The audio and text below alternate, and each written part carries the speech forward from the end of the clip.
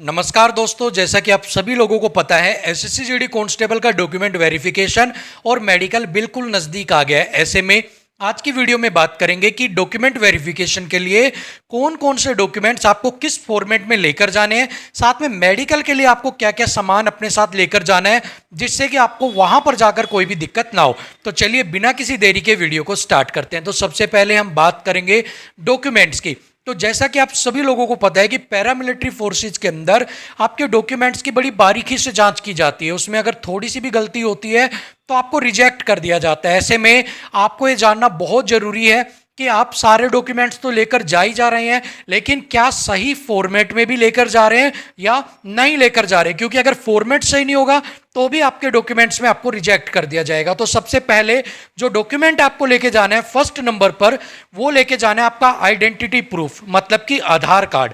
आपको अपना आधार कार्ड अपने साथ लेकर जाना है। अब आधार कार्ड के अंदर भी दो शर्तें हैं। एक तो आपका नाम 10th की मार्कशीट के अकॉर्डिंग उसके अंदर होना चाहिए। दूसरा, जो आपकी डेट ऑफ बर्थ है वो पूरी होनी चाहिए। कुछ आधार कार्ड्स के अंदर आपकी सिंपल ईयर होता है कि डीओबी के अंदर लिखा होता है 1994 बस, 1995 बस, ठीक है। लेकिन आपकी डेट पूरी होनी चाहिए 30 मई 1995, 30 मई 1997। इस तरह से एक प्रॉपर पूरी डेट लिखी होनी चाहिए जिसके अंदर डे, मंथ और ईयर तीनों चीजें होनी चाहिए, और ये तीनों चीजें 10th की मार्कशीट के अकॉर्डिंग होनी चाहिए, ठीक है। अगर आपके आधार कार्ड में ये तीनों चीजें नहीं है, सिर्फ ईयर है या आपके नाम में कोई दिक्कत है, तो आप अपना पैन कार्ड अपने साथ ले जा सकते हैं या वो डॉक्यूमेंट ले जा सकते हैं जिसके अंदर आपका नाम और आपकी डेट ऑफ बर्थ सही से मेंशन हो, ठीक है। अब अगर बात करते हैं दूसरे नंबर पर कौन सा डॉक्यूमेंट लेके जाना है, तो दूसरे नंबर पर आपको लेके जानी है आपकी 10th की सर्टिफिकेट प्लस 10th की मार्कशीट। आपको 10th की मार्कशीट एक लंबी वाली मिली होगी और एक सर्टिफिकेट मिली होगी छोटी वाली, तो आपको ये दोनों ही चीजें कैरी करनी है। अब बहुत सारे बच्चे एक सवाल पूछेंगे कि सर हमें दो नहीं मिली, हमें सिर्फ सर्टिफिकेट मिली है। तो आपको अगर सर्टिफिकेट मिली है तो सिर्फ आपको सर्टिफिकेट ही लेके जानी है, आपको जो दूसरे वाली है वो नहीं लेके जानी। जिसको दोनों मिली है वो दोनों लेके जाएगा, जिसको एक मिली है वो एक लेके जाएगा, ठीक है। ऐसा नहीं है कि एक मिली है तो वो दूसरी के लिए परेशान हो, ठीक है ना। तो जिसको जो भी अवेलेबल है वो ही उसको अपने साथ लेकर जानी है। तीसरे नंबर पर अगर हम डॉक्यूमेंट्स की बात करें तो तीसरे नंबर पर आपको लेके जानी है 12th की मार्कशीट, और कोई हायर एजुकेशन अगर आपने या हायर क्वालिफिकेशन अगर आपने वहां पर लगाई है कि मैंने बीए कर रखी है, बीटेक कर रखी है, बीकॉम कर रखी है, तो उसकी सर्टिफिकेट भी आपको अपने साथ लेकर जानी पड़ेगी। और अगर आपने सिर्फ 10th या 12th ही भरा है तो आपको 10th की और 12th की ही अपने साथ लेकर जानी है, ठीक है।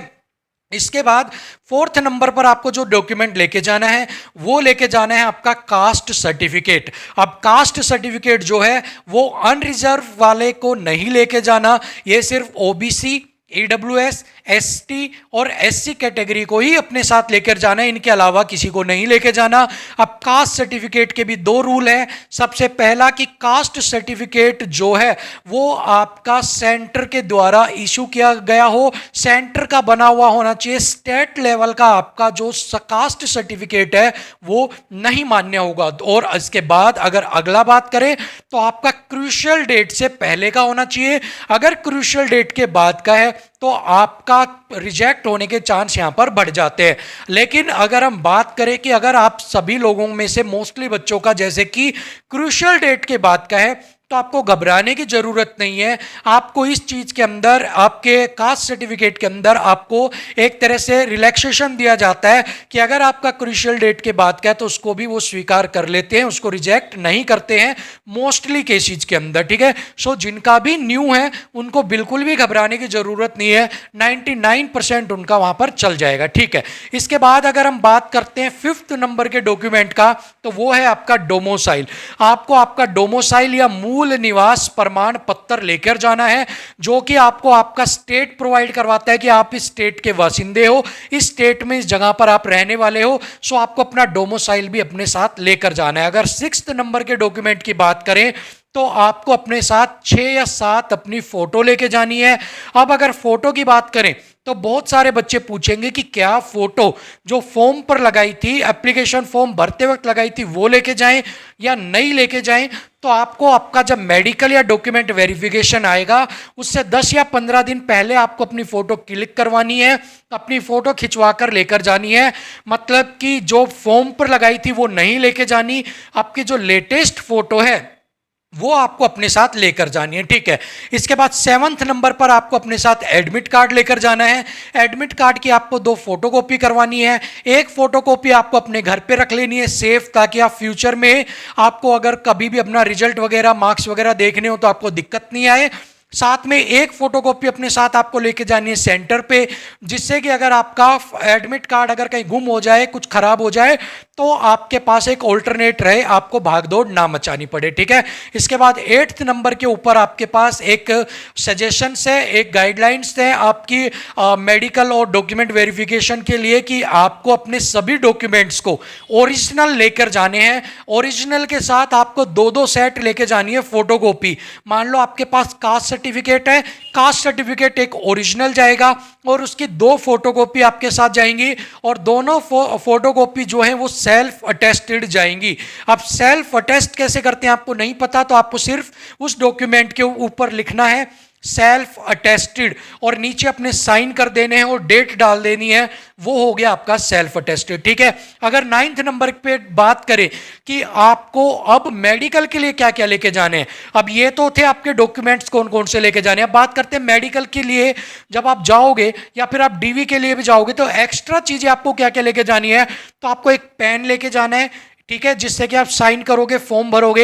एक आपको व्हाइटनर लेके जाना है अगर फॉर्म में कोई गलती हो जाती है तो। एक आपको ग्लू लेके जाना है, गोंद लेके जाना है कुछ चिपकाने के लिए फोटो वगैरह।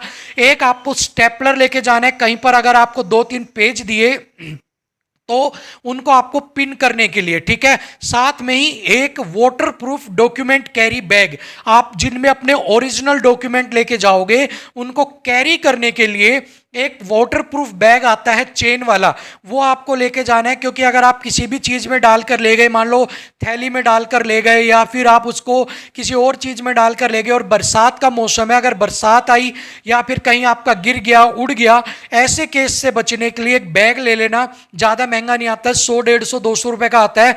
उसके अंदर अपने सारे डॉक्यूमेंट्स आप लगा के लेके जाना, और वहाँ पर जब आपके वो डॉक्यूमेंट चेक करें तो उनको वो पूरी की पूरी फाइल दे देना, जिससे कि वो उसी के अंदर ही आपके उस डॉक्यूमेंट्स को चेक कर ले, ठीक है। अगर 10th नंबर पर बात करें तो आपको अपने कुछ, आपका जो मेडिकल है वो 2 से 3 दिन चलेगा। किसी दिन आपका लैब का काम होगा, किसी दिन एक्सरे का, किसी दिन कुछ।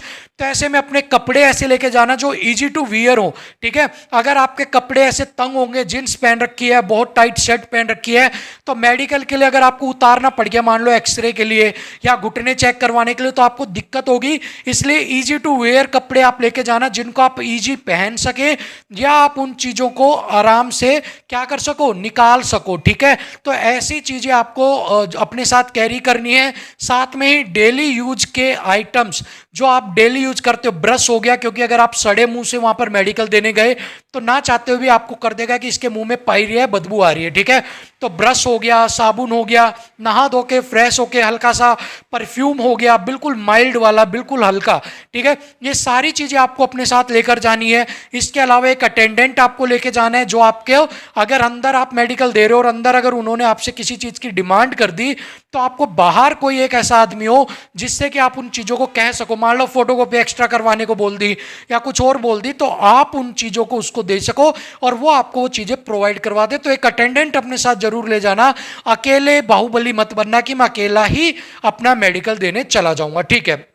उसके बाद जिन भी बच्चों ने 11th नंबर पर क्या है, जिन भी बच्चों ने हाइट के अंदर रिलैक्सेशन लिया है, उनको अपनी सर्टिफिकेट लगानी होगी जो स्टेट लेवल से मिली है आपकी, कि ये गोरखा से या किसी मराठा से इनसे बिलोंग करता है और इसको हाइट में रिलैक्सेशन मिला है। इसके साथ ही अगर जो पीडब्ल्यूडी कैंडिडेट्स हैं उनको भी अपनी एक सर्टिफिकेट लगानी होगी, जिससे कि वो जिस चीज़ के लिए क्लेम कर रहे हैं वो यहाँ पर प्रूव हो सके, ठीक है। सो यही सारी चीज़ें ऐसी हैं जो आपको अपने साथ कैरी करनी है, यही सारी चीजें आपको अपने साथ लेकर जानी है। अब इनमें से कोई भी चीज मिस ना हो, इनकी लिस्ट बना लीजिएगा, इन्हें अपने साथ अभी से संभाल कर रख लीजिएगा, अभी से तैयार कर लीजिएगा। क्योंकि एन वक्त पर जब हम कोई काम करते हैं तो भूलने के चांसेस यहाँ पर बहुत ज़्यादा होते हैं। ठीक है, सो फिलहाल के लिए वीडियो में इतना ही। होप सो आपको वीडियो पसंद आई होगी। पसंद आई है तो एक लाइक का बटन आप जरूर दबा दीजिएगा, जिससे हमें पता लग जाए कि आपको वीडियो पसंद आई है। वीडियो को शेयर कीजिएगा, चैनल को सब्सक्राइब कीजिएगा। अगले वीडियो में आपसे फिर मिलेंगे, तब तक के लिए इजाजत दीजिएगा। नमस्कार।